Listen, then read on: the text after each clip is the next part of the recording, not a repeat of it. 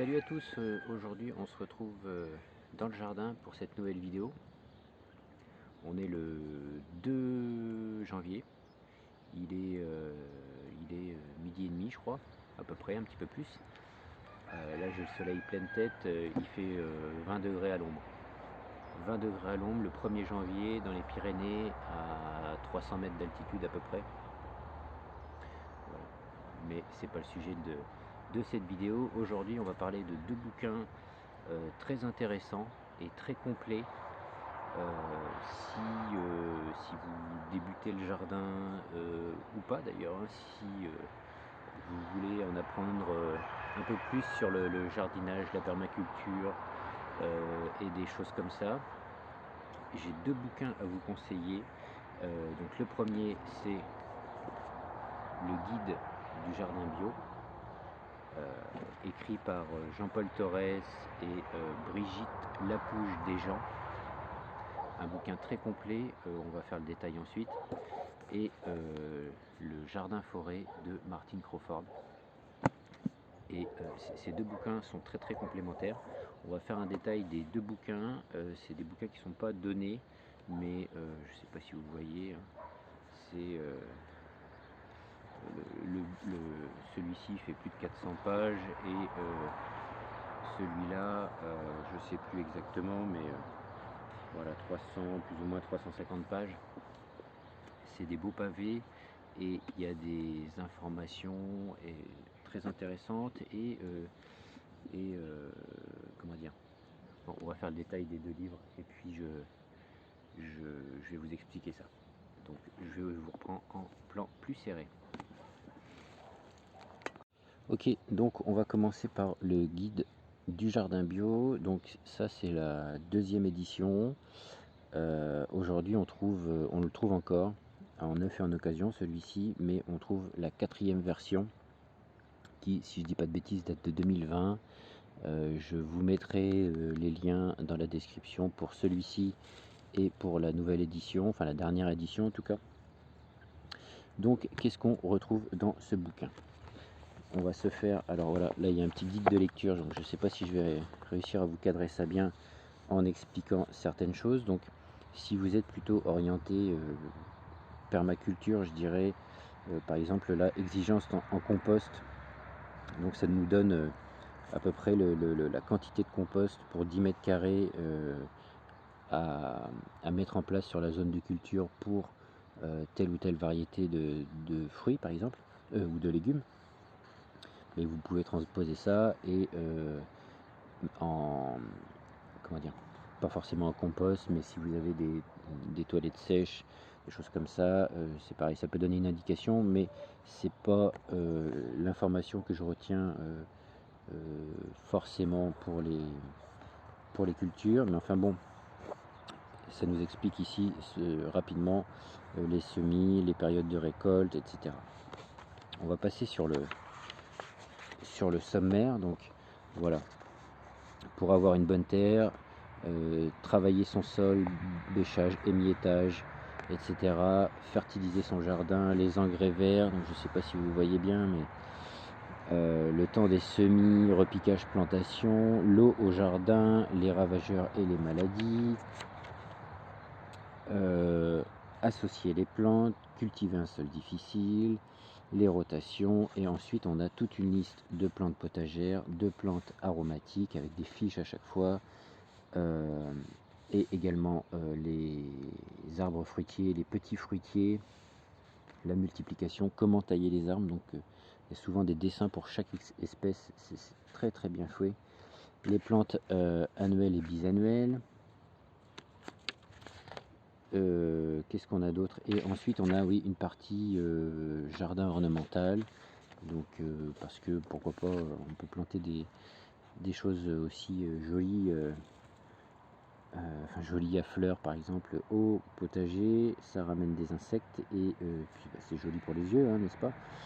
Quelques arbres classiques, les arbustes, et voilà. Donc ce bouquin est super riche, voilà, par exemple là, influence de la lune, est super riche en toutes sortes d'informations sur voilà, le paillage, le binet, comment... Donc il y a des choses que vous savez certainement hein, si vous pratiquez le jardinage. Là par exemple on parle de phytostimulants, mais c'est pas de la chimie, hein. On parle de purin d'ortie, purin de consoude, des recettes, les algues, etc. Enfin voilà. Le repiquage de la plantation, enfin je vais faire un truc assez rapide. Et là par exemple on a un tableau sur les associations de culture.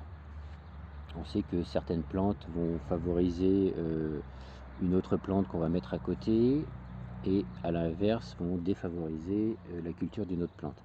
Et bien là, sur une double page, on résume ce qui est présent dans des bouquins qui coûtent entre 8 et 20 euros aujourd'hui sur les associations de culture.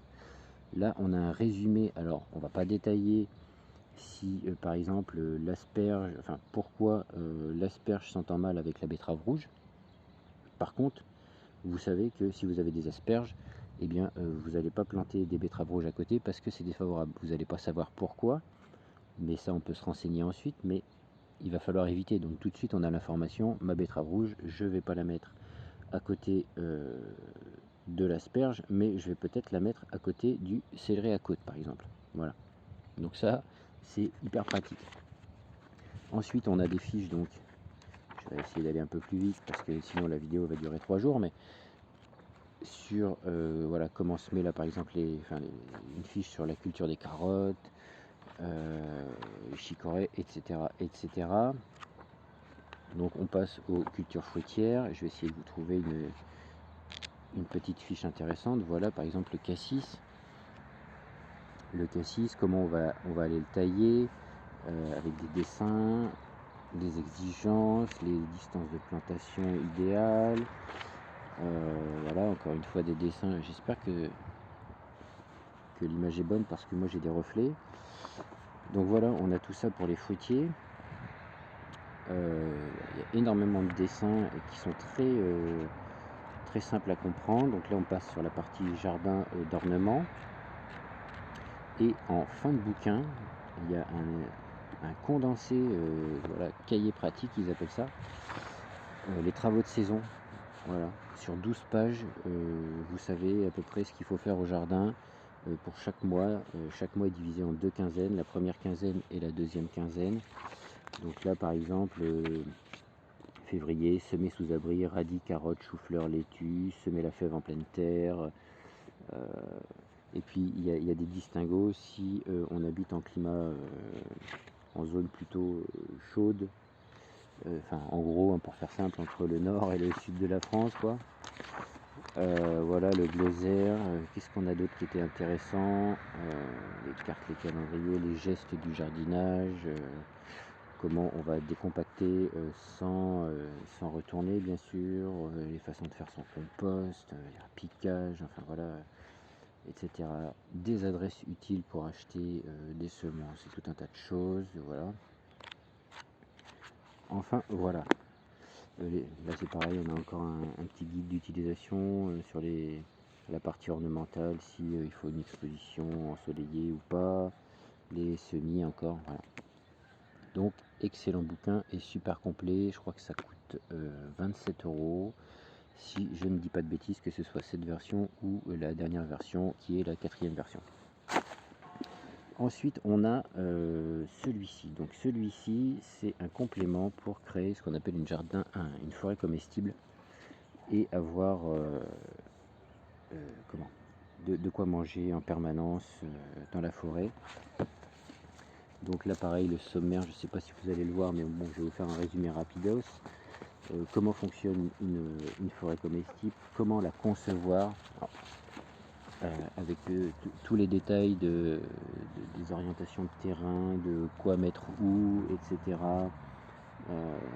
Sur toutes les strates, comme on l'explique en permaculture.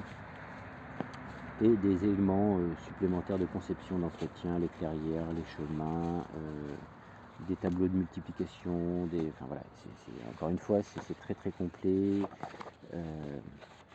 Les bénéfices d'une forêt comestible, il y a beaucoup de photos dans celui-ci.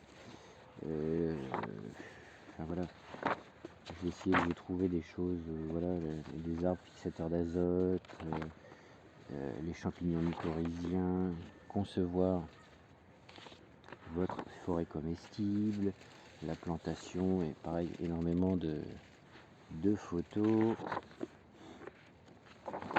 Qu'est-ce qu'on peut avoir? Première étape de conception, trouver son terrain, quels sont vos objectifs, combien de temps et d'énergie disposez-vous, quel est votre budget. Voilà, c'est des questions assez intéressantes et qu'on ne se pose pas forcément. Principe des haies et des haies brise-vent. Et on a aussi également des fiches par plante qui sont très intéressantes. Par exemple, je vais essayer d'en trouver un. Pomme. Là, qu'est-ce que c'est par exemple? L'argousier, c'est pareil. L'auteur va nous proposer des cultivars intéressants pour le goût, la production, etc. pour chaque plante à chaque fois. Donc c'est assez intéressant. Les salades de forêt comestibles, toutes les feuilles qu'on peut manger de tous les arbres. Enfin, voilà, c'est hyper complet. Arbustes pour aromates et épices. Arbustes à feuilles comestibles. Pour voilà, les plantes couvre-sol, là par exemple. La clétone de Sibérie. L'oxalis, enfin voilà, les hémérocalles, ces jolies fleurs qu'on peut manger. Il y a énormément de choses. Et voilà, éléments supplémentaires de conception et d'entretien. Donc là, on va nous parler des clairières, des points d'eau, avec énormément de dessins également sur, en fonction des vents dominants, en fonction de l'ensoleillement. Cultiver des champignons également, très intéressant dans une forêt comestible. Quels sont les champignons, comment cultiver, oui non, j'allais dire une bêtise, les cultures sur souche, récolter et conserver, enfin voilà, il y a encore énormément d'informations intéressantes si on veut se créer sa petite forêt comestible, petite ou pas d'ailleurs, hein. Les entretiens courants, voilà, et là on a les multiplications végétatives des vivaces herbacées. Donc si on bouture, on divise ou on marcotte par exemple, division par bouture, voilà, il y a quand même énormément d'informations. Les insectes, toutes sortes d'insectes, les parasites, les vivaces utiles pour les insectes auxiliaires, les plantes produisant nectar et pollen, enfin voilà, on a des tableaux qui nous résument un paquet de choses. Donc celui-ci non plus n'est pas donné, hein. Je crois que aujourd'hui il est à 35 € si je dis pas de bêtises. Mais soit pour démarrer, soit pour avoir des compléments d'information, si vous êtes un peu perdu, si vous avez ces deux bouquins, vous êtes paré, vous n'avez pas besoin de grand chose de plus, quoi. Et même, je vous dis, si vous faites du potager depuis déjà quelques années, voire de nombreuses années, il y a quand même pas mal d'informations qui sont intéressantes dans ces bouquins. Ça ne vaut pas une expérience sur le terrain, j'ai envie de dire, hein, mais si demain tu te dis, bon, bah, plutôt que d'avoir de la pelouse dans mon jardin, je vais mettre des choses comestibles, et tu auras raison, eh bien, n'hésite pas à investir, c'est pas de l'argent perdu, c'est un très bel investissement. Voilà. Bon, je vous dis à plus pour une prochaine vidéo. N'hésitez pas à mettre un petit pouce en l'air si ça vous a plu, à vous abonner si vous voulez voir l'évolution du jardin qui se trouve là. Le jeune jardin, encore une fois, hein, ça fait pas longtemps qu'on est ici, mais bon, il y a déjà quand même quelques fruitiers qui ont été plantés et quelques légumes pour l'hiver, pas beaucoup, mais parce que pas trop de temps. Mais le printemps arrivant, les premiers semis vont pas tarder à être faits, et on parlera de tout ça en vidéo. Donc n'hésitez pas à vous abonner si le sujet du jardin vous intéresse, ou les autres sujets de la chaîne, chaîne très éclectique si je puis dire. on parle de tout. Allez, à plus pour une prochaine vidéo. Salut!